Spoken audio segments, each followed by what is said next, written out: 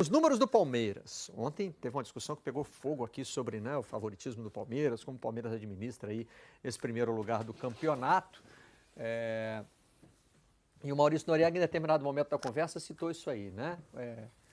Desempenho dos times que foram campeões brasileiros nessa altura do campeonato, nessa rodada em que nós estamos agora. Terminou a 34ª rodada. Olha aí, ó. Essa é a pontuação. O Palmeiras... Quase empate técnico, hein? Tá acima dos times de 2009, 2010 e 2011, né? E empatado com o São Paulo de 2006. Ele seria ali um quinto colocado nesse ranking, né? Que tem o Corinthians ali disparado na frente com aqueles 76 pontos. E você vê, 2015. O Flamengo que proporcionou o cheirinho tinha 57.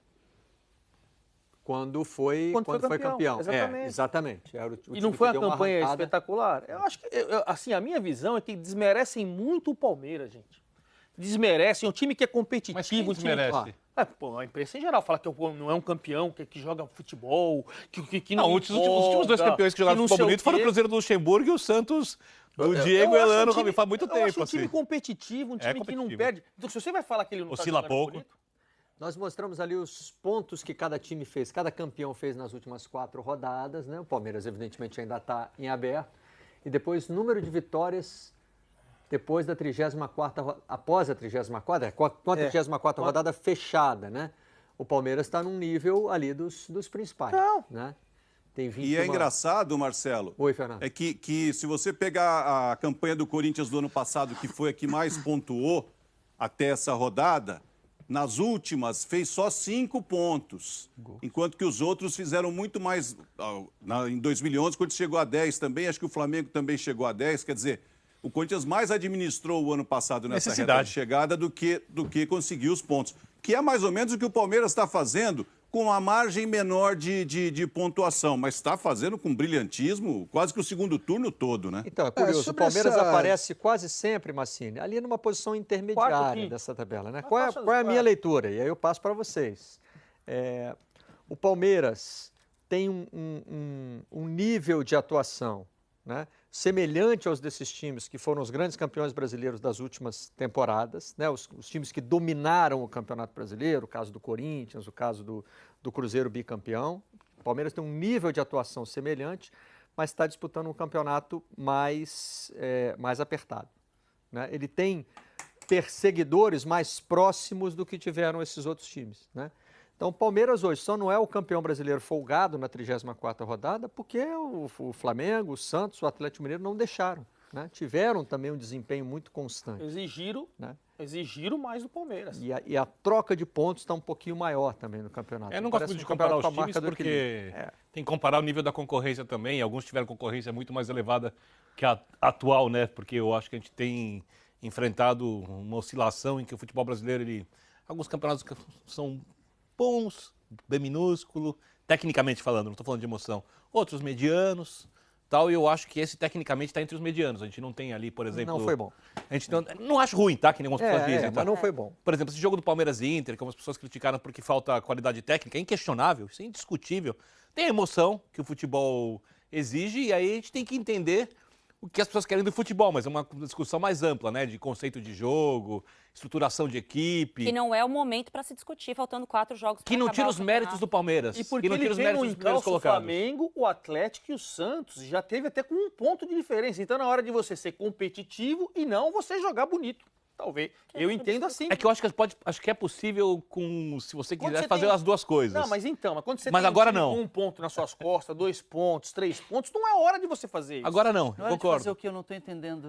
Jogar bonito, pensar em jogar bonito. Eu acho que tem que ser competitivo. Para acabar o campeonato. Eu acho que jogar mais pra bola. É feio ser competitivo? Não. De nenhum. Tá, mas para ser competitivo, você precisa jogar feio também? Tem alguma relação? Uma coisa não, dependendo o Palmeiras foi competitivo, não correu risco nenhum contra o Internacional. Teve uma bola do Anderson lá, se você for pegar o jogo inteiro, não correu um risco e venceu o jogo. Não, então, ontem a chapa esquentou também na hora que a gente falou de momentos do campeonato. Mas é fato que, num determinado momento do campeonato, o time se sente mais à vontade para jogar solto. Necessariamente. O Palmeiras já jogou muito bem esse campeonato. Tem determinados momentos, por exemplo, né? O resultado se sobrepõe. Agora o resultado não pode escapar. Tem momentos em que você se dá o direito de correr mais riscos. É isso, Massini? Vamos lembrar um pouquinho.